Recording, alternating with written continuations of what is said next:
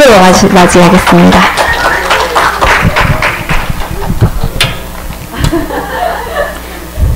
아예 그 주일 예배 사회를 김춘미 권사님이 보는 게 어떨까 생각을 해봅니다. 그럼 교회 분위기가 확 달라질 것 같아요. 그죠? 좋다는 건지 싫다는 건지 하여튼 알 수 없는 추임새가 있었습니다. 자, 오늘 모처럼요 우리 사사기 한번 읽어보겠습니다.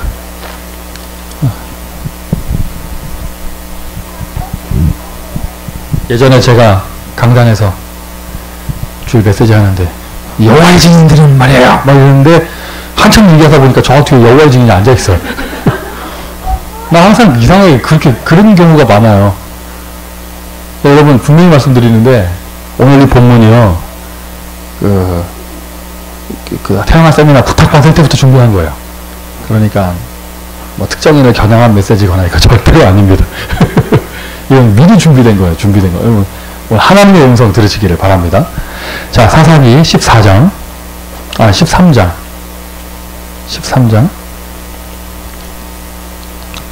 1절부터 7절까지. 사사기 13장은 삼손 태어나는 그 내용이고요.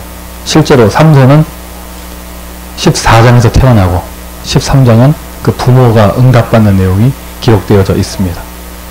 마음 같아서는 다 읽고 싶은데 우리 1절부터 7절까지만 읽도록 합니다.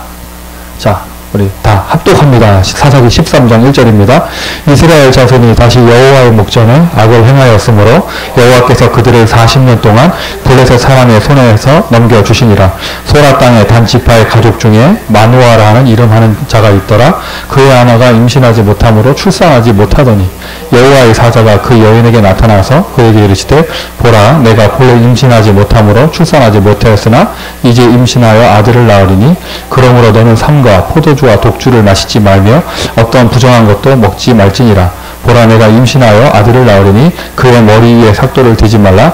이 아이는 태에서 나옴으로부터 하나님께 바쳐진 나실인이 됨이라. 그가 블레셋 사람의 손에서 이스라엘을 구원하기 시작하리라 하시니 이에 그 여인이 가서 그의 남편에게 말하여 이르되 하나님의 사람이 내게 오셨는데 그의 모습이 하나님의 사자의 용모 같아서 심히 두려움으로 어디서부터 왔는지 내가 묻지 못하였고 그도 자기 이름을 내게 이르지 아니하였으며 그가 내게 이르기를 보라, 내가 임신하여 아들을 낳으리니 이제 포도주와 독주를 마시지 말며 어떤 부정한 것도 먹지 말라. 이 아이는 태에서부터 그가 죽는 날까지 하나님께 바쳐진 나실인이 됨이라 하더이다 하니라. 아멘. 아멘.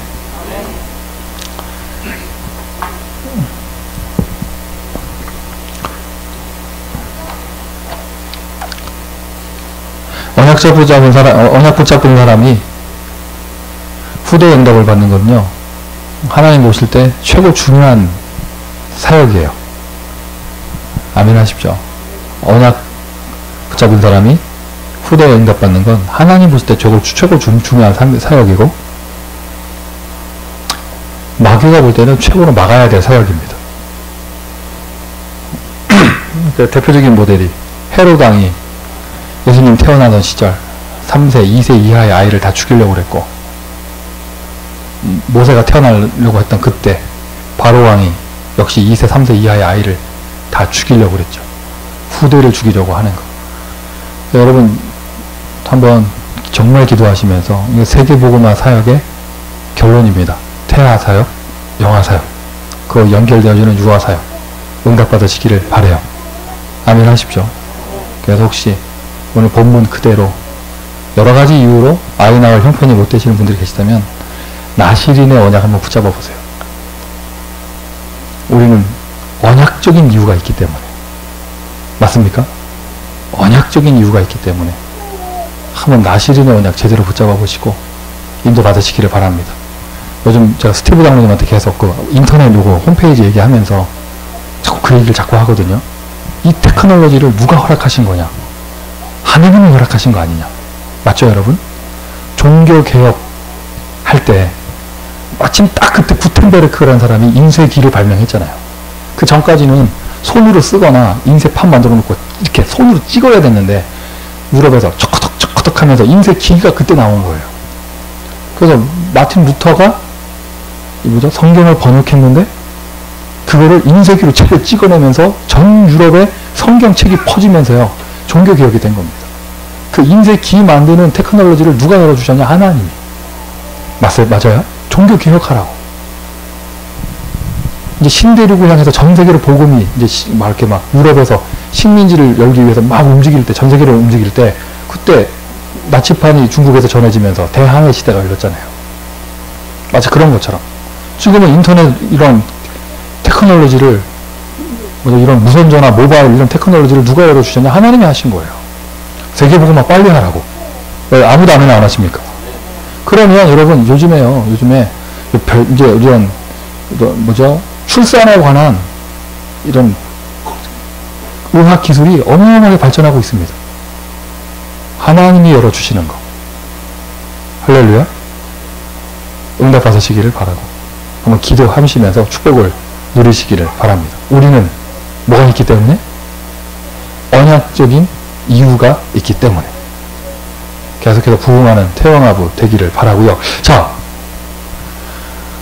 교회에서 이렇게 태영아 이렇게 메시지가 진행되는데 안 들으러 온다. 일단 그만한 거예요. 기말 필요 없어요. 그만한 거예요.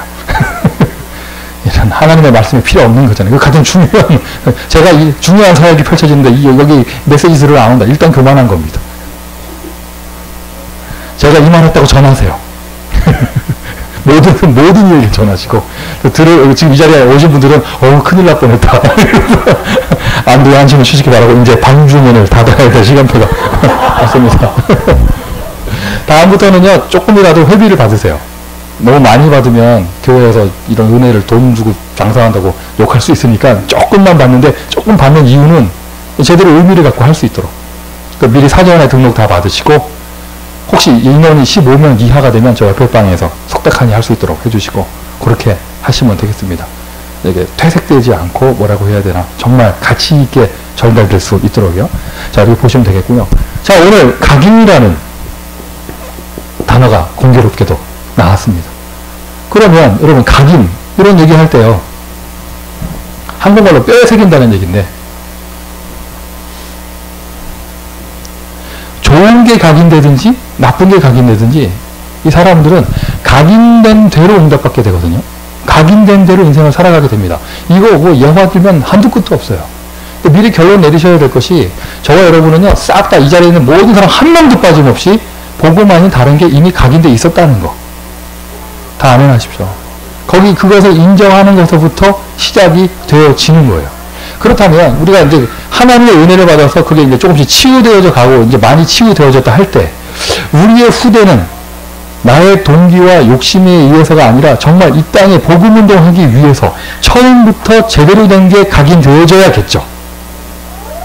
그 응답받는 것이 태영아 사역입니다. 우리 교단, 우리 단체는요, 이런 태영아라는 거를 이런 파트의 사역을 꺼내 들었다. 이것만 가지고 하나님이 시대적인 축복을 주실 거예요. 어느 교단에도 이런 사역 없어요. 어린이까지 좀 잘할 뿐이지, 유아원 만들어서 할 뿐이지, 태아 영화를 미리 준비하는 데는 없습니다. 무슨 말인지 아시겠어요? 여러분은 시대 살릴 전도운동 속에 이미 들어와 있는 줄 믿습니다. 좋은 게 각인되든지 나쁜 게 각인되든지, 이 각인되는 것의 시작이 언제냐? 태영아예요.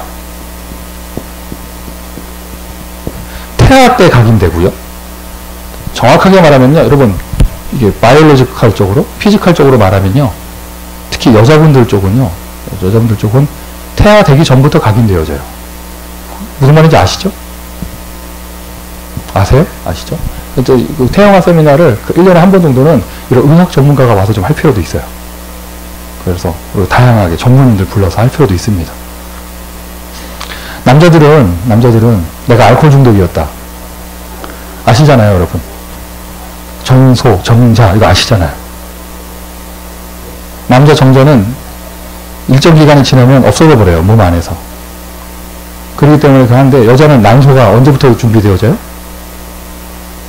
이미 태아 때부터 준비돼요. 그러니까 내가 한 사람이 알코올 중독이 됐다. 그 술의 DNA가 언제까지 가느냐? 3대가 전달되는 거예요. 이미 3대가. 내가 잘못된 게 내 뼛속에, 체질 속에, DNA 속에 들어왔다 3대가 이미 전달되는 겁니다. 그래서 이건 남녀 차별이 아니고, 차별이 아니고, 그래서 여자들은 더 담배를 피우면 안 돼요. 무슨 말인지 아시겠어요? 여자들 더 마약하면 안 됩니다. 죄송합니다. 남자가 그런 걸 취했다. 남자가 중독이 됐었다. 그래서 그냥, 이건 따지려면 하나님한테 가서 따지세요. 왜 그렇게 창조했냐고. 따지려면 하나님한테 가서 따지고, 남자는요, 정자 다 뽑아내면은 그 다음에 안 중독된 새로운 정자가 나와요. 근데 여자는 그렇지가 않아요. 하나님이 그렇게 만드셨어요. 무슨 말인지 아시겠습니까? 그래서 정확하게 말하면 피지컬적으로 말하면은요, 태아 때부터 각인되는 게 아니고 이미 부모 때부터 각인이 됩니다. 그래서 이건 랩런트 기록이 있을 때 언제나 부모부터 먼저 얘기하잖아요. 이런 거 잘 확인해 보시고. 태영아, 우리 한국에서 태영아 사역하시는 많은 목사님들 계시는데, 이 강사로 지난번에 우리 교회 왔던 누구죠? 최지영 전도사님이 굉장히 인기가 많죠. 여자분들한테. 왜 인기가 많아요? 네?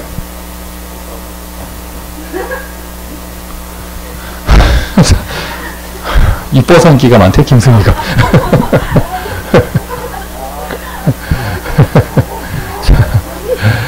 다른 분들이 다 남자 목사님인데 그분만 여자고 실제로 육아를 한 분이기 때문에 인기가 많아요. 갑자기 제가 이 얘기 왜 꺼내냐면, 그런 각도로 본다면 지금 여러분 앞에 서 있는 이 목사는요, 굉장히 인기 강사가 될 가능성이 있어요. 왜 그렇습니까? 저는 지금 시간표가 지금 유아부터 시작해가지고 지금 다 있어요, 지금. 오늘 이 자리에서 지금 선포되는 메시지는 단 한마디도 입에서 가지고 노는 말이 없습니다. 살아있는 메시지입니다.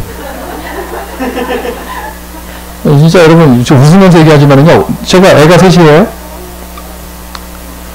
애가 셋인데, 애 셋, 아는 사람은 내 앞에서 얘기를 하지 마. 지금 이 자리에서 저하고 말상대할 분은 김성인 사모밖에 없어요. 애 셋인데요, 보세요. 똑같은 엄마, 똑같은 아빠한테 태어난 애들인데, 애들이 다 영적 상태가 틀리다니까요. 3명이. 그래서 뼈저리게 느낍니다. 그래서 태아 때, 영아 때 이미 이 각인되는 게 시작되는 거예요. 그 다음 얘기가 더 중요합니다. 시작되는 게 태아, 영아 때라면 마지막이 있어요. 마지막. 각인이라는 단어의 마지막. 각인된 거를 바꿀 수 있는 마지막 기회가 있어요.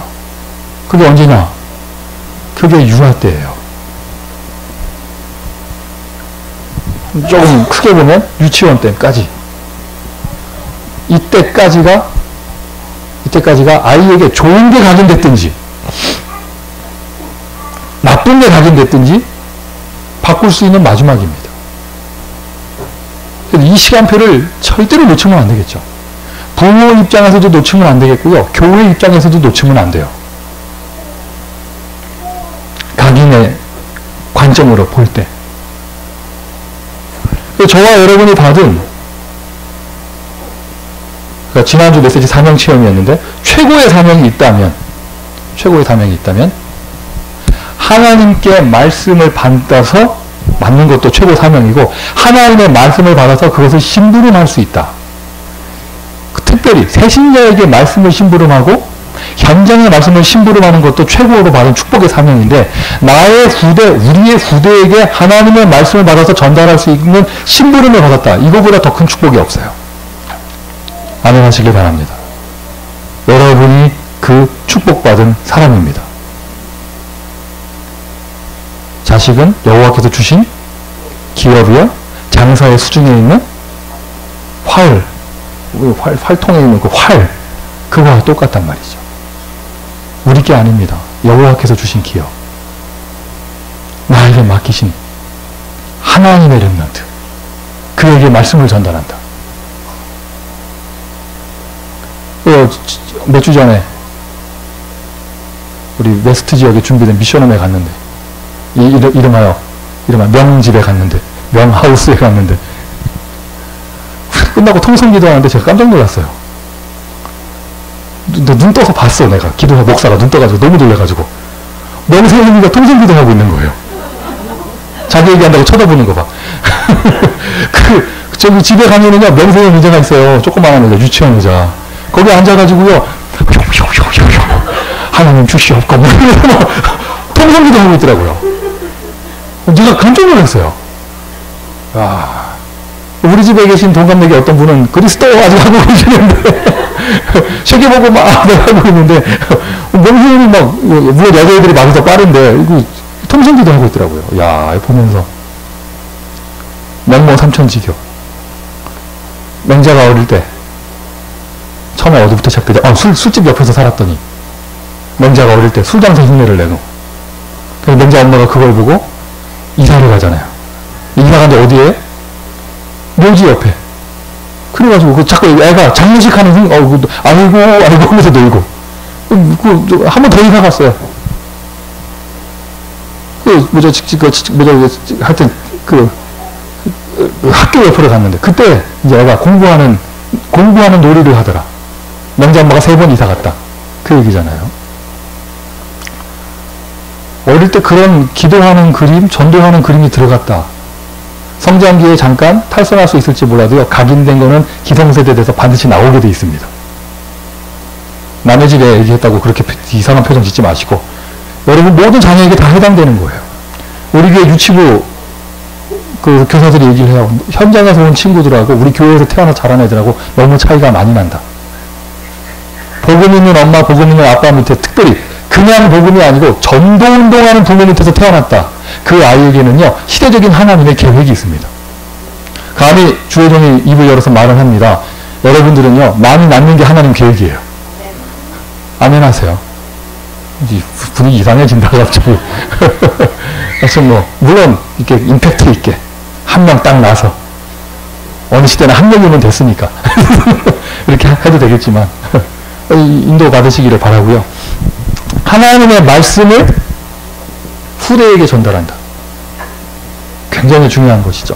그래서 오늘 나왔던 얘기, 각인 전쟁. 왜 전쟁이라는 단어를 썼느냐? 세상에는요, 눈에 보이지 않는 사단의 세력이 지금 문화를 딱 장악하고요, 우리 후대들에게 다른 것을 빨리 각인시키려고 굉장히 노력을 합니다. 그리고 이미 장악하고 있어요. 일단 세상에 나와 있는 모든 태교가요, 복음 없는 태교예요. 그리고 이미 아이가 태아 때부터 다른 게 각인된 아이들이요, 성장하는 과정 속에서 이런 미디어 속에서요, 거의 하나님 믿을 수 없는 것이 각인되면서 지금 이미 자라고 있어요. 그 시스템이 딱 고착돼 버렸어요. 맞죠? 그래서 지금 이 시대는요, 우리 아이들이 정상적으로 학교를 다니고, 정상적으로 TV를 보고, 정상적으로 노래 부르면서 큰다, 커서 하나님 못 믿습니다. 어릴 때부터 하나님 없는 사상에 들어가 버렸기 때문에. 각인돼 있어요. 대표적으로 사람이 사상에 들어간 게 얼마나 무섭냐. 공산권 나라 사람들이요, 복음 전하면 잘 못 받아요. 개념을 잘 못 잡아요. 왜냐? 오래전부터 유물론 세상, 종교를 인정하지 않는 눈에 보이는 거, 마르크스 레닌주의가 딱 들어가 버렸기 때문에 복음 잘 못 받아요. 우리 한청원 자매가 온 그 중국이라는 나라는 좀 특이하죠. 뭐가 특이하냐? 공산권 문화가 100년 있었지만 또 수천 년 동안 그런 우상 문화가 있었기 때문에 좀 여러 가지 복합적인데, 공산 사상이 제대로 들어간 공산주의집 자녀들이요, 복음을 들으면 믿는다 안 믿는다가 아니라 제대로 개념을 못 잡아요. 그게 어릴 때부터 그게 교육이 그렇게 들어가 버려가지고. 요즘에 유럽의 문화가 어떻습니까? 유럽에서 일단 태어났다. 그 문화 속에서 그냥 자랐다. 성인이 돼서 전도 받아도 복음 잘 이해를 못합니다. 교회를 그냥 비영리 단체, 종교생활을 하는 곳으로 알고 자기들 세금 잘 내고 있다고 생각하면 잘하고 있다고 생각을 해요. 이제 미국도 그렇게 돼버렸죠. 여러분, 예배 드리는 거를요, 목사 말 듣는다고 생각하면 큰일 납니다. 하나님이 보이시고 하나님 음성이 들려야 돼요. 아멘이세요? 여러분, 헌금 내는 건 어디에 내십니까? 교회라는 조직 속에 냅니까? 비영리 단체에 도네이션 하는 겁니까? 아니잖아요. 하나님한테 드리는 예물이잖아요. 이 미국의 문화가 어떻게 돼버렸냐면, 최고로 예수를 잘 믿고 기독교를 잘 믿는 나라인 것 같은데 딱 하나님이 없어져 버렸어요. 우리가 뉴에이지 하는데 다른 게 아니에요. 그 사상과 문화가 이미 들어가 버렸어요. 그냥 교회가 그냥 하나 단체예요. 고아원에 도네이션 하는 것처럼 교회도 도네이션 하는 거야. 여러분, 헌금을 교회라는 조직에 낸다고 생각하시면 안 됩니다. 그게 맞는데 아니란 말이에요. 지금 무슨 얘기를 계속 하고 있느냐? 각인 전쟁. 이미 마귀는 세상 문화를 딱 잡아버렸어요. 전쟁입니다. 전쟁. 여러분도 그렇잖아요. 오늘 하루 종일 메시지 받으셨죠? 우리 교회가 예배가 많다고 생각합니까? 저는 적다고 생각합니다. 여러분들 일주일 동안 드라마 보는 시간에 비하면. 이렇게 하루 종일 복음 듣고 이제 좀, 하나님, 이제 좀 생길만 하는데 집에 가서 드라마 하나 딱 봐버리고 하나님이 없어져 버려. 뭐가 나오냐? 내가, 저 사람이, 저 인간이. 이러면서 사람 중심, 인본주의가 딱 돼버리지요. 하나님 중심이 안 돼요. 잘 돼도 사람이 잘한 거, 못 돼도 사람이 못한 거. 각인 전쟁. 알면 할수록 가슴에 와서 닿죠. 그래서 여러분 성경을 보세요. 이 최고 사명을 생각하면서 신명기 6장 4절부터 9절 아예 하나님이 모세에게 메시지를 주셨잖아요. 너희의 후대들에게 이 말씀을 어쩌고 저쩌고 한마디로 줄여서 각인시켜라. 아멘 하십시오. 각인시켜라. 에레미야가 4장 1절부터 5절 결국엔 이스라엘이 왜 망했냐? 바벨론 아수르한테 후대에게 복음 전하지 않았습니다. 아이들이 다 죽어간단 말이지. 마귀에게 뺏겨서 각인 전쟁. 누가복음 23장 28절 예수님 십자가에서 하신 메시지. 너희의 후대들을 위하여 너희의 자녀들을 위해서 울어라. 자녀들이 이제 다 이렇게 흩어질 거니까 울어라. 예수님이 자기 수제자 베드로에게 주신 특별한 마지막 메시지. 감람산 메시지는 120명에게 줬는데 이 메시지는 베드로 1대1로 주셨습니다. 내 어린 양을 먹이라. 하나님의 음성을 들으시기를 바랍니다. 바울이 이거를 뒤늦게나마 알고 사도행 17장 1절 심지어 전도 캠프 선교를 가서도 회당 찾아 들어갑니다. 후대를 찾으러 들어갑니다.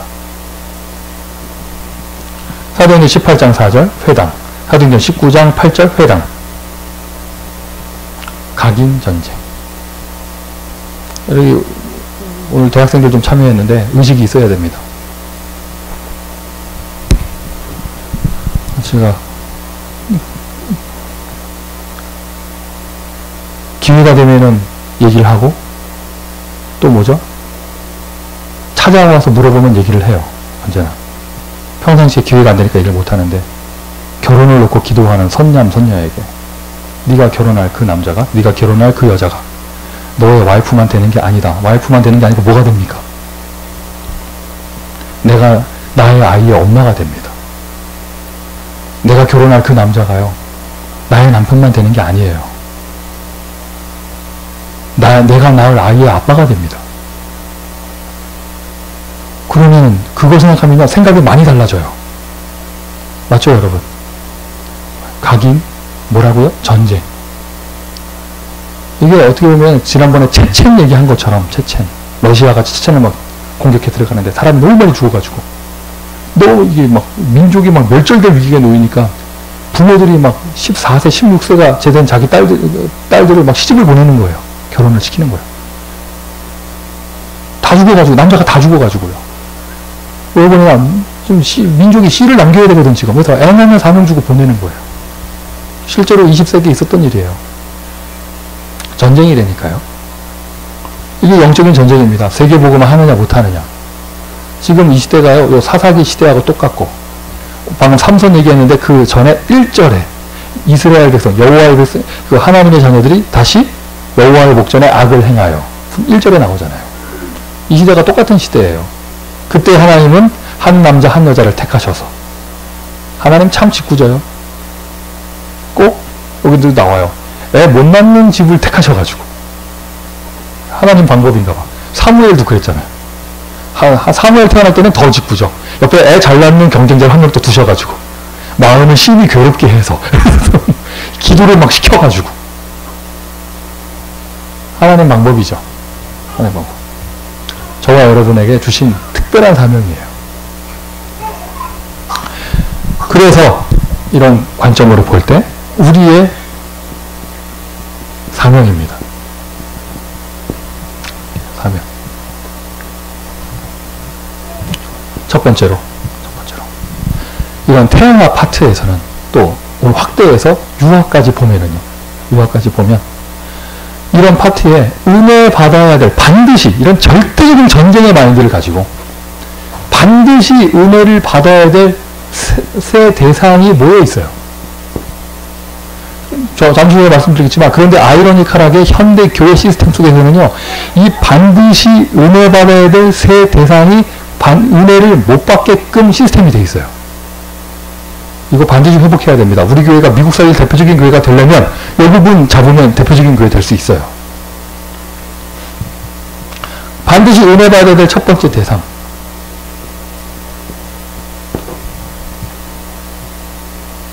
당사자들 입장에서는 부부고, 아이들의 관점으로 보면 부모죠. 이름하여 젊은 부부. 아이를 낳든지 안 낳든지 일단 젊은 부부. 최고로 은혜 받아야 되고요. 후대를 최고로 준비해야 되고요. 또 아이를 지금 낳고 양육하는 그 사람들 입장에서는 더 크게 은혜 받아야 되거든요. 이런 관점으로 볼 때. 그런데 현대교회 시스템이요, 이 사람들이 은혜 못 받게 돼 있어요. 일단 바빠요.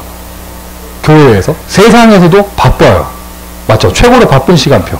그리고 만약 애가 한 명 딸려 있다. 그때 진짜 은혜 못 받게 돼 있습니다. 우리는 좀 마인드 가지고 태영아를 하면서 이렇게 아이들을 따로 케어하고 아이들이 같이 예배드리고 이런 거를 터치해 주지만, 일반 교단에서는요, 그런 터치가 전혀 없거든요. 애가 안 떠들어야 예배 잘 드린다고 생각을 하고 애들을 따로 수용하거나 뭐 이렇게 얘기하죠. 뭐 유목사님은 이렇게까지 얘기하잖아요. 엄마 아기들을 다른 방에 수용하는 거, 이거는 잘못됐다, 이렇게까지 얘기하시잖아요. 함께 예배 드릴 수 있어야 되는데. 어쨌든 간에 여러분, 어떤 방법을 쓰시든지 간에 이 부모가 최고로 은혜를 받아야 돼요. 다 같이 아멘 하십시오. 그래서 우리 지금 1부 예배 때 예배 드리고 2부 예배 때 태영아 따로 예배 드리고 뭐 이렇게 하면서, 가만히 보면은 애 있는 집이 이렇게 교대로 애 보면서 이렇게 예배 드리시는데, 그거 정말 여러분 그거 잘하시는 거면서도요, 여러분 그거 더 생을 거시고 하셔야 돼요. 아기가 중요합니다. 그래서 엄마가 은혜 받는 게 더 중요합니다. 아빠가 중요합니다. 세상에서 은혜 못 받고 다니거든요, 남자들이. 그래서 아빠가 은혜 받는 게, 아기가 중요한 만큼 아빠가 은혜 받는 게 더 중요해요.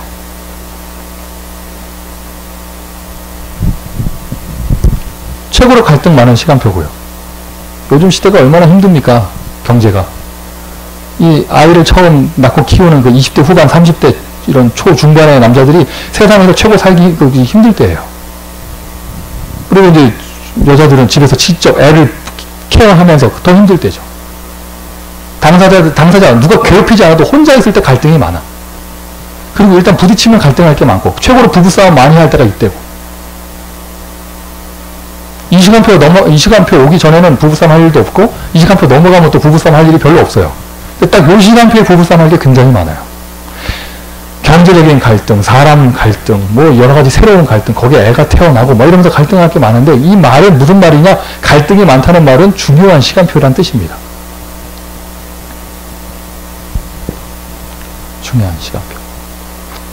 최고로 중요한 시간표에 최고로 은혜 못 받는 환경이 돼버렸으니까 될 수가 없는 거죠. 그래서 이거 유목사님 계속 강조하십니다. 교회 안에 젊은 부부, 젊은 부모가 은혜 받을 수 있는 시스템을 완전히 조직화해야 된다. 할렐루야. 우리가 미국에서 이거를 조금이나마 흉내낼 수 있다. 이거 대단한 축복이에요. 아멘이시죠? 여러분 이렇게 마음을 담으시고 크게 은혜 받으시기를 바라고 언약으로 붙잡으시기를 바랍니다. 우리 지금 우리 태영아 팀들이요, 저한테 목회적인 관점에서 이 목사한테 굉장히 중요한 동역자들이고 중요한 팀이에요. 한국 갔다 빨리 오셔야 돼요. 늦게 오면 내 대부로 잡으러 갈 거야. 은혜 받아야 될, 꼭 은혜 받아야 될 두 번째, 교사. 유아까지 같이 터치하면, 태아도 우리는 교사가 있잖아요. 그죠? 지난번에 하율이 돌잔치 할 때 제가 얘기했는데, 아우, 충미 제자가 오늘 돌잔치를 했다면서. 우리 집에도 제자 한 명 있어요. 아자 하는 애 있어요. 우리 집에도. 교사가 은혜 받아야 되는데 왜 그러느냐? 교회에서 이 아이들을 각인되는 게 처음 각인되는 이 아이와 혹시 잘못된 게 각인됐다면 바꿀 수 있는 마지막 시간표를 가는 유아의 아기가 처음으로 만나는 그때 첫 시작. 어떤 것이 각인되느냐? 첫 시작을 담당하는 교회에 있는 교사. 유 목사님 이렇게까지 얘기하셨죠? 아이가 처음으로 유아원 어린이집을 갈 때 처음으로 부모를 떠나서 사회생활하러 가는 건데 그때 불신자에게 맡기는 거는 미친 짓이다. 유 목사님 그렇게 얘기하셨어요. 미친 짓이라는 단어를 유 목사님 직접 쓰신 단어입니다. 그래가지고 우리 부부가 힘내가지고 참사랑교회까지 유치원 보냈다가 그거 나이도 한다고 내가 죽는 줄 알았는데 아까도 우리 중직자 전도교육 때 말씀드렸지만 너무 힘든 건 내가 참겠어요. 전쟁이니까. 근데 뭐 유치원비 없는 걸 뭐 참는다고 되는 게 아니니까. 처음에 3개월은 반값으로 해주더라고. 다락방 운동 같이 하는 목사라고. 3개월 지나면서부터 그 원장님이 강만성 목사님 만나서 직접 일본말로 쇼부치라고 하시길래 나한테. 목사님 자꾸 찾아가니까 목사님 자꾸 나 피하고 목사님한테 딴 데 쳐다보고 막 이러시더라고요. 어쨌든 그 이후로는 이제 그 주변에 일반 교회에서 하는 유치원을 계속 보내고 있는데 첫 시작입니다. 첫 시작. 누구를 만나느냐. 밖에 유치원에서도. 그러면 교회에서는 더 말할 것도 없잖아요. 그래서 여기 어린이 교사들도 있는데요. 교사들이 먼저 은혜 받아야 됩니다. 우리 교회 일부 예배는요 사실 교사위에서 하는 거예요. 근데 교사가 안 오면 돼, 안 돼? 갑자기 율법으로 갈 뻔했다, 메시지가. 오늘도 집에 가면 저는 또 누우면서, 오늘도 안 깠어. 이럴 거예요. 마지막 기회입니다. 마지막 기회. 언약적인 한을 각인시킬 수 있는 마지막 기회. 그거를 담당한 교사. 은혜 받아야죠. 영원한 기회입니다. 이게 무슨 말이냐? 영원한 기회라는 말이? 별거 아닌 것 같지만 그 작은 아이에게 무엇이 그 심간표에 심겨지느냐. 그게 영원히 가요. 맞습니까?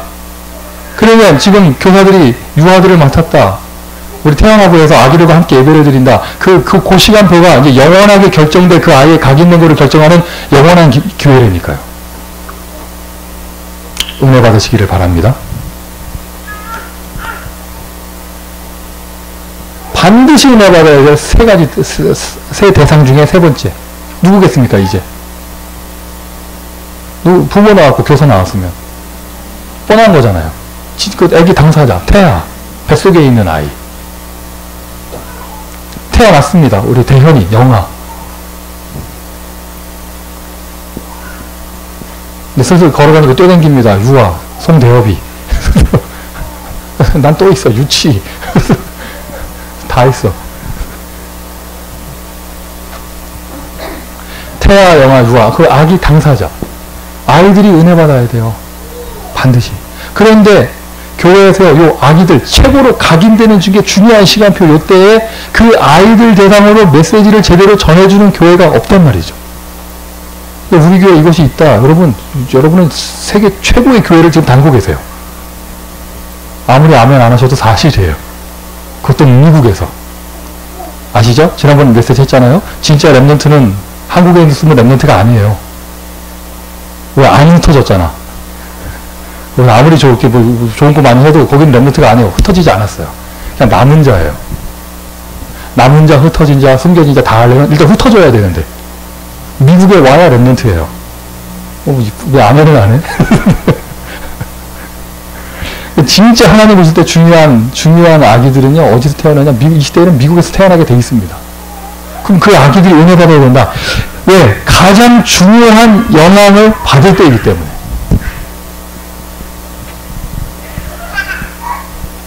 요셉은 기록이 없습니다. 태아, 영아, 유아 시간표에. 하지만 모세는 분명한 기록이 있어요. 출애굽기 2장 1절부터 10절. 어머니가 그 유모를 가장해서 들어간 그 어머니가 그 모세에게 하나님의 메시지를 제대로 각인시켰다. 결정적인 증거가 분명하게 성경에 있죠. 이거 구절뿐만 아니더라도 전체적으로 볼 때 분명한 증거가 있잖아요. 40세 때 모세가 살인을 할 때 방법은 잘못됐지만 살인을 한 이유는 무엇입니까? 자기 민족을 구원하기 위해서 했습니다. 그걸 누구한테 들었겠어요? 애굽의 왕궁에서 자라면서 누구한테 그걸 배웠겠어요? 애굽의 왕궁에서 왕자로서 최고의 세상 교육을 받음에도 불구하고 가나안 땅 가야 될 민족이 탈출해야 될 이유를 절대 놓치지 않았던 모세. 그걸 누구한테 배웠겠습니까? 그 메시지를 전해줄 수 있는 유일한 사람, 그 옆에 있던 그 엄마. 80세가 돼서도 힘 빠진 노인이 돼서도 잊지 않았습니다. 성경의 결정적인 증거, 모세. 최고의 사명. 이런 한 명 딱 나온다. 그 한 명이 교회 다 살릴 수 있습니다. 이런 한 명이 나온다. 그 사람이 한 나라를 살릴 수 있습니다. 어떻게 보면은요, 미국에서요, 랩런트 운동 펼쳐질 때 숫자가 많지 않을 수도 있어요. 적은 숫자가 나온다 할지라도요, 정말 이 모세 같은 아이, 요셉 같은 아이 한 명 나온다. 그 사람이 정치, 경제 잡고 세계복음을 할 수 있습니다. 맞습니까? 근거가 뭡니까? 성경이 말하고 있잖아요. 그 한 명이 시대를 살릴 수 있어요. 사무엘상 3장 1절부터 18절. 사무엘이죠. 여러분 한번 상상해보세요, 여러분. 꼬마 아이를 이제 뭐 부모 품에서 떨어질 만큼 큰 아이를 그냥 교회에다 휙 갖다 놓는다고 생각을 해보세요. 누가 있을까? 이제 은수를 이제 교회에다 갖다 놓고 이제 교회에서 살아라 한다고 생각을 해보세요. 낮에 아무도 없을 때 걔가 교회 혼자 있다 한번 생각을 해보세요. 이게 사무엘이요. 이게 극성 맞은 부모 만나가지고 보통 이게 된 게 아니에요. 그런데 하나님이 준비하셨고 다른 세상에 다른 게 각인전쟁 다른 게 들어가기 전에 이 사무엘한테는요 어릴 때 부모를 통하여 정확한 하나님의 언약이 메시지로 들어가 버렸어요.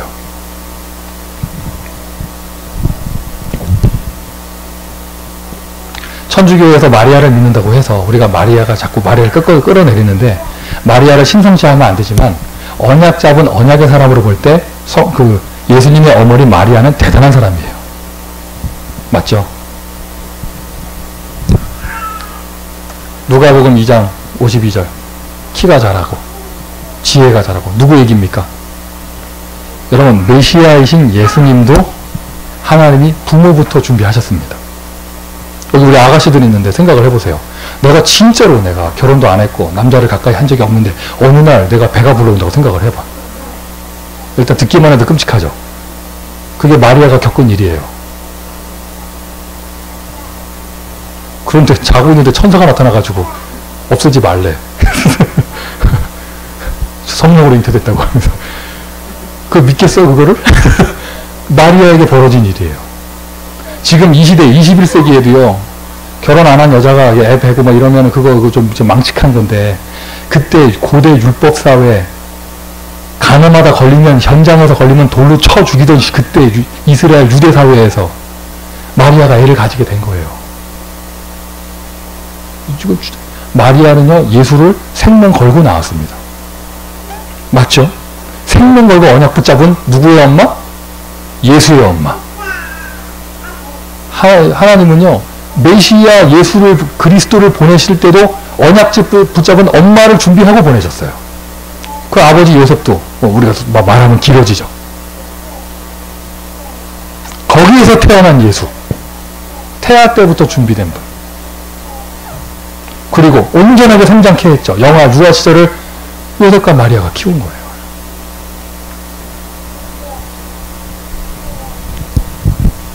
은혜 받아야 될 대상.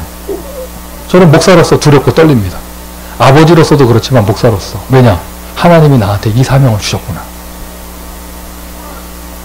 감사하지만 두렵고 떨려요. 온전한 복음을, 저 세상 문화를 뛰어넘을 수 있는 복음을 각인시켜야 된다. 맞습니까? 왜냐하면 요 때, 태아, 영아, 유아 때 가장 이 아기들과 영적 소통이 활발하게 일어날 수 있는 이때예요. 뭐라고 표현해야 될까? 깊은 영적 소통이 될 때.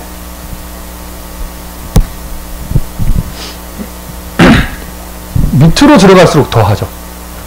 태아 때 어머니하고 교감하는 거, 뱃속에서. 영적 소통이 최고 깊게 될 때.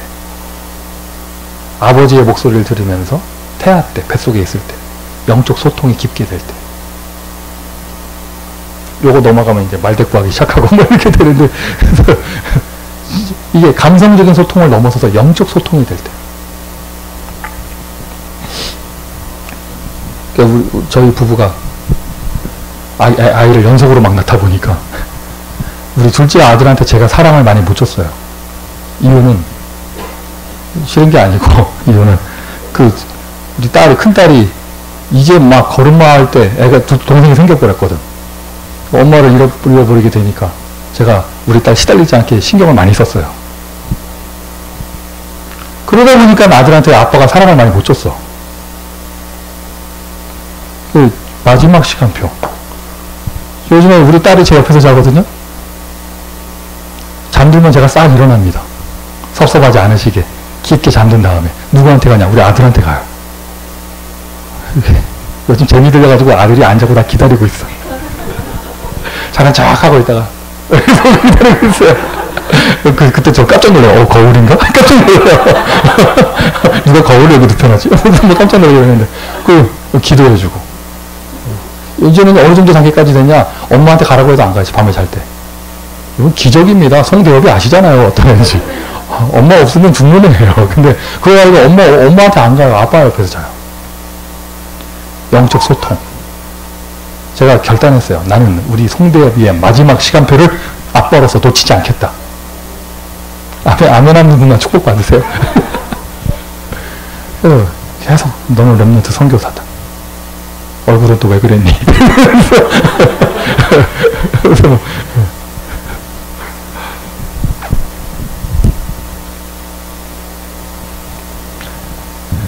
각인된 것?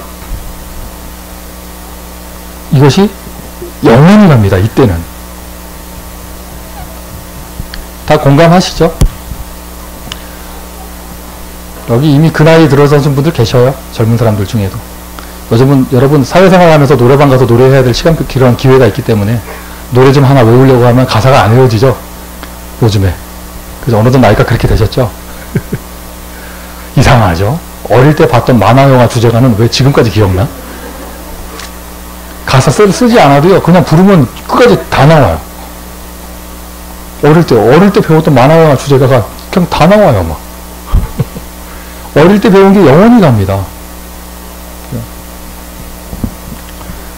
유 목사님 얘기하셨어요. 이때 절대 태영아 유아 때 부부싸움 하지 마라.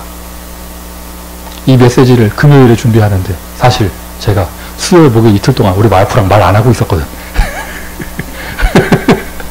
금요일에 메시지 준비하다가 부부싸움 하지 마라. 애들이 보고 있다. 그래서 금요일날 끝냈습니다. 그냥 내가 혼자 착각했어요. 그냥 내가 손해보고 말지 뭐. 그런데 뒤에 계신 저분께서는 왜 자기가 손해야 막 이러고 막 그러실 건데, 여러분 이 관점이 맞다면은요 진짜 여러분 진짜예요. 영아 우아 아기를 데리고 엄마들이 같이 드라마 보는 거예요. 그거 진짜 나 지금 쌍 욕을 하고 싶은데 지금 내가 참겠어요. 내가 정말 못 참겠다. 나중에 혼자 봐요 그냥. 그리고 태아를 뵀다. 여러분 정말이에요. 뭔가 그 드라마에서 메시지가 나오기 때문에 의미를 가지고 보는 건 괜찮아요. 이거 우리 아이한테 좀 보여줘야겠다. 좀 괜찮은데 그렇지가 않은 경우에는요 참으셔야 돼요. 정말. 맞아요? 할머니들 참으셔야 돼요. 좋은 할머니 되려면. 아이와 함께 문화생활을 해야죠. 큰 다음에 하면 돼요. 다 큰 다음에. 맞아요? 조심해야 돼요. 그리고 좋은 걸수록, 혹시 이 자리에 모차르트 음악 가지고 태교하는 사람은 없겠죠? 완전 정신병자 만드는 겁니다, 그거는. 그런데 세상에서 그렇게 한다니까요. 지금 세상에 나와 있는 모든 것이 완전히 사단이 만들어 온 이 각인 전쟁 속에서 그들의 무기가 돼 있어요. 은혜 받아야 될 세대상. 반드시 은혜 받아야 된다. 이 속에 여러분들이 계십니다. 은혜 받으시기를 바라고요. 자, 은혜 받아야 될 최고의 대상이 기다리고 있기에 그들에게 무엇을 전달해야 되냐? 메시지를 전달해야 되는 것이죠. 자, 이 타이밍에서 다 같이 아멘 한번 합시다. 죄송합니다. 나 절대 누구 겨냥해서 얘기하는 거 아니니까 여러분 하나님 음성으로 들으세요. 우리 아이가 크고 난 다음에 신앙생활을 안 합니다. 얘가 왜 갑자기 저렇게 됐죠? 갑자기 그렇게 된 게 아니라니까요. 교회 다니는 집에서 태어나가지고 그냥 부모님 끌려서 교회 다녔을 뿐이지 어릴 때 요 시간표에 메시지가 안 들어간 거예요. 무슨 말인지 아시겠어요? 우리 애가 갑자기 군대 갔다 오더니 교회를 안 다녀요? 갑자기가 아니라니까요. 어릴 때는 거절하지 못하니까 못 모르고 교회 다녀야 되는가 보다 하고 따라다닌 것 뿐이지 그 시간표에 교회를 다녔지 메시지가 전달이 안 됐어요. 전달된 아이는 분명히 다릅니다. 잠깐 빗나갈 수 있을지 모르고 반드시 돌아오게 돼 있어요.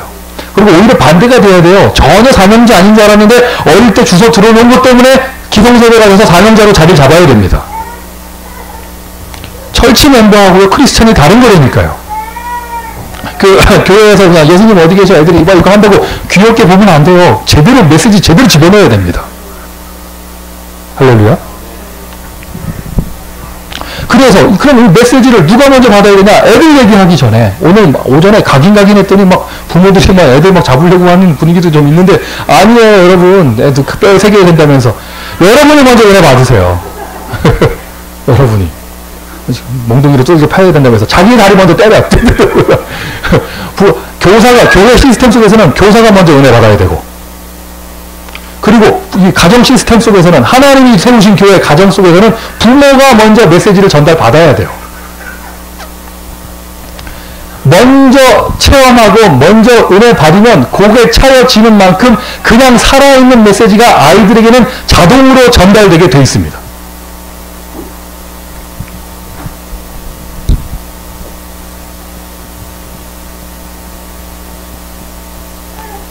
언약 체험. 부모가 먼저 체험하면 아이들은 되는 거예요. 요단 체험. 역시 마찬가지죠. 부모가 먼저 체험하면 됩니다. 교사가 먼저 체험하면 됩니다. 교회 전체를 보면 목사가 먼저 체험하면 되잖아요. 요단 체험을 다른 말로 하면 능력 체험이죠. 여리고 체험.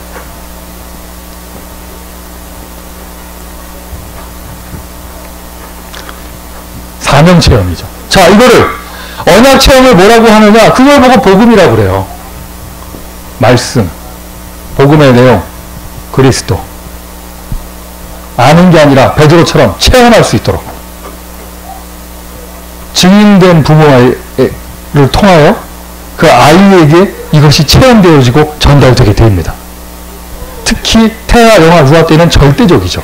부모가 누리는 그 복음의 내용이, 그 색깔이.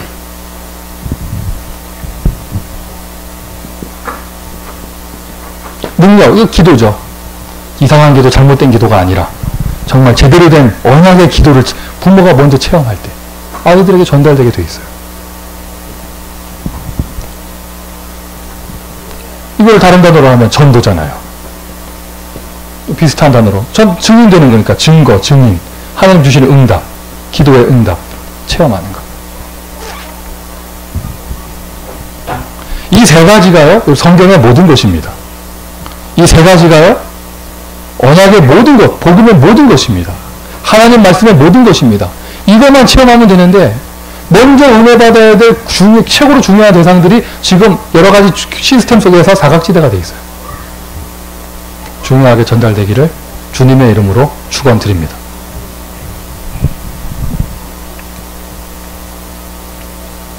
만약 이 축복을 교사나 부모가 먼저 알고 있다면 아는 만큼 전달되게 되어져 있죠.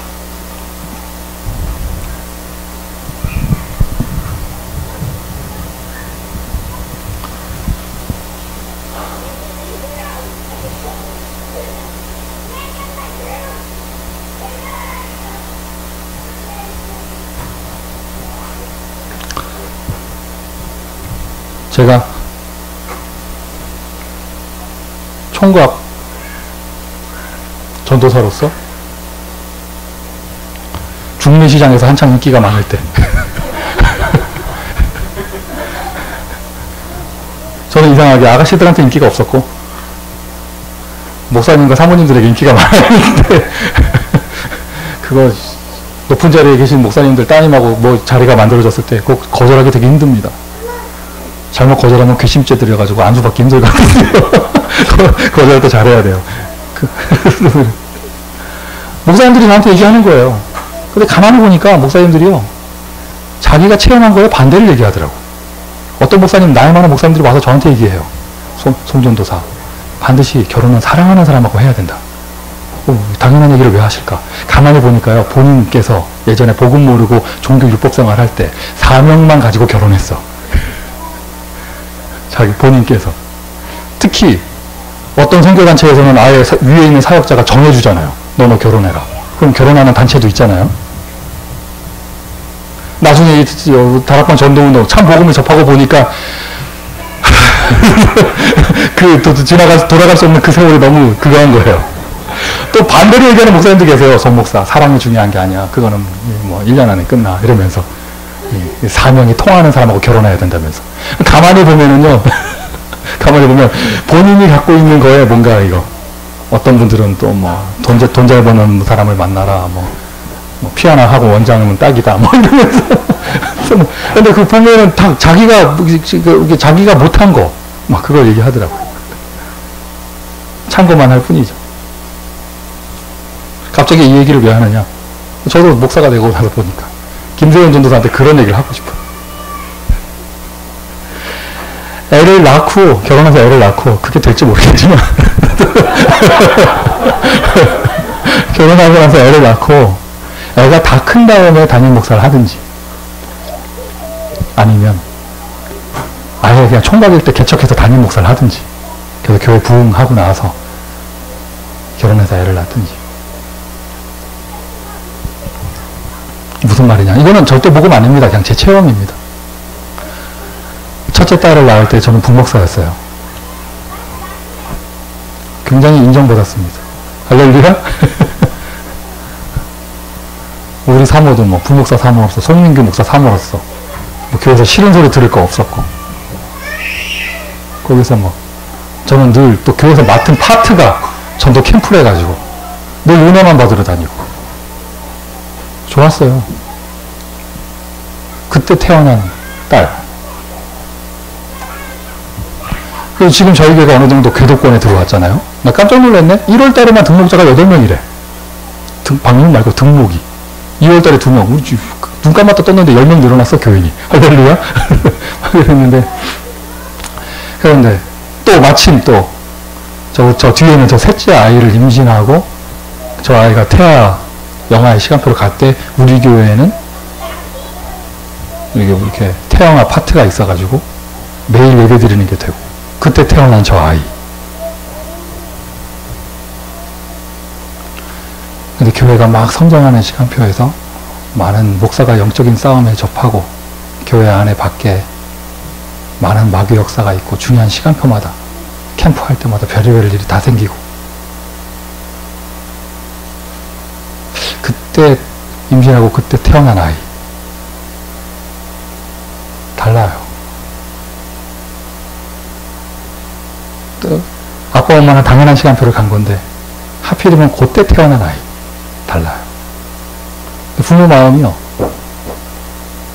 성령 충만하고 조용한 아이, 얘는 없는 것 같아요, 막 이런 아이보다 부모가 기도 많이 해야겠다면서 이런 아이한테 아빠 마음이 더 가는 거예요.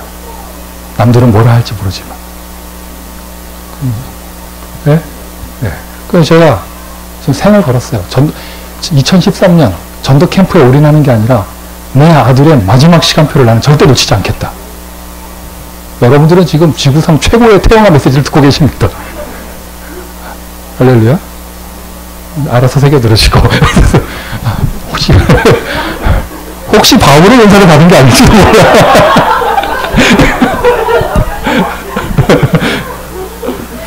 제가 담임 목사가 되니까 그 생각까지 했어요. 어느 날은 참 대선배 사모님을 앞에 앉혀놓고 내가 별 얘기를 다 하는데 불교의 스님들이나 카톨릭의 신부님들은 이런 고민을 안 하겠다. 그죠? 근데 반대로 얘기하면 이런 걸 안 겪어본 그 사람들이 뭐 알겠어요? 맞죠, 여러분? 자, 메시지 연결해서 갑니다. 엄마와 함께, 아빠와 함께 할 수 있는 시간표이기 때문에 최고로 중요한 시간표. 놓치면 안 된단 말이에요. 아직 아이가 없으신 분들은 이 시간표 절대 놓치지 않을 수 있도록 지금부터 준비하시기 바랍니다. 왜 아무도 아멘을 안 해? 함께 하면서 또 아이도 이 먼저 은혜받고 메시지를 받은 이 부모님이 아이들과 함께하는 그것을 통하여 모든 것이 결정되는 거예요.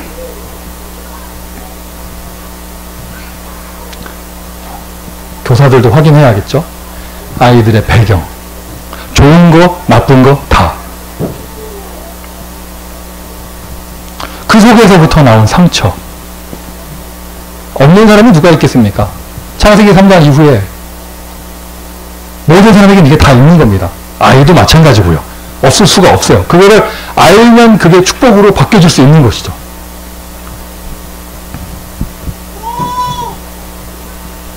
체질. 어떤 아이는 성실한 캐릭터를 가질 수도 있고, 어떤 아이는 순발력 있는 캐릭터를 가질 수도 있고, 어떤 아이는 예능적으로 가지고 있는 아이들도 있고, 그거를 확인해야 도와줄 수 있겠죠. 성격.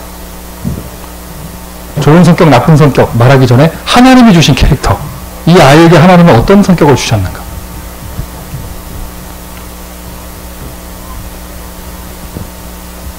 그리고 상태. 여러 가지 상태들. 스타일. 뱃속에 있는 태아까지는 잘 모르겠지만 어쨌든 이렇게 태어난 순간부터 이런 게 다 있는 거거든요, 아이들에게. 이거를 부모가 볼 수 있으면, 또 교사들이 볼 수 있으면 그 아이를 가장 효과적으로 도와줄 수 있습니다. 왜냐? 함께 하고 있기 때문에.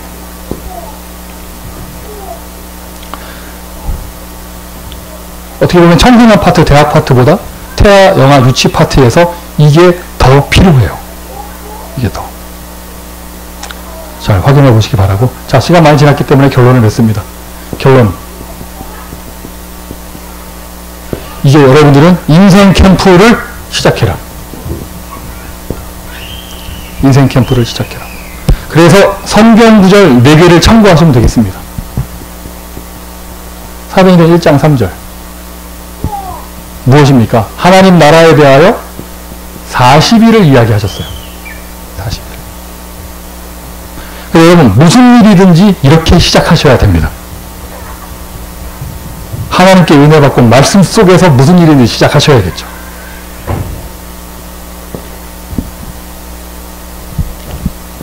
사도행전 1장 14절 10일간의 기도. 어떤 판단을 할 때 반드시 이걸 가지고 하셔야 돼요. 기도 속에서. 뭐 특별한 일이 생겼다. 정말 집중 기도 속에서.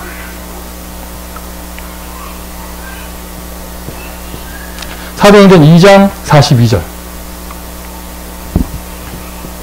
여러분들이 정말 요 감람산의 메시지 은혜를 계속 누리는 가운데 정말 기도의 능력을 가지고 있다. 주일이 강단이 살아나기 시작을 해요. 할렐루야. 그리고 네 번째 성경 구절, 이런 사람은요, 사도행전 2장 47절, 무엇이 되어지느냐? 날마다가 되어집니다. 날마다. 4가지. 이 4가지 성경 구절이요. 오늘 오전에서 다 말하지 못했는데, 이것이 각인된 것을 바꾸는 치유 체험의 길입니다. 그래서 아이들에게 올바른 걸 각인시켜야겠다. 이거 당연하게 중요한 건데요. 그러기 위해서는 부모가 먼저 각인된 게 바뀌어야 돼요. 아멘 하십시오. 결혼을 준비하는 이 자리는 모든 분들에게 각인된 게 먼저 바뀌어야 됩니다. 아직 아이를, 아이가 없이 아이를 준비하는 모든 분들, 여러분 먼저 아이 태어나기 전에 각인된 거 바뀌어야 됩니다. 그리고 솔직하게 우리 모두가 하나님 앞에서 얘기해가지고요. 우리는 주님 죄를 모실 때까지 바꾸면서 살아야 돼요. 어떻게 바꾸느냐? 방법이 이거예요. 오늘도 아빠가 먼저 감람산 속으로, 오늘도 엄마가 먼저 감람산 위로, 부부가 함께 10일간의 집중 기도 속으로. 할렐루야. 그리고 주일 예배가 달라지는 거예요. 살아있는 예배가 되고 막 소통이 됩니다. 막 목사하고 이 하나님과 이 메시지 속에서 막 소통이 됩니다. 그리고 월요일, 화요일, 수요일, 목요일, 금요일 현장이 날마다 이 은혜가 지속되는 거죠. 이런 은혜 속에서 태어나는 아이들 완전 다른 거예요. 하나님은 그 아이를 통해서 세계복음화 반드시 하실 것입니다. 응답받는 여러분 되시기를 예수님의 이름으로 축원드립니다. 자, 여기까지고요. 빨리 마치고 우리 아들하고 놀러 가야 됩니다.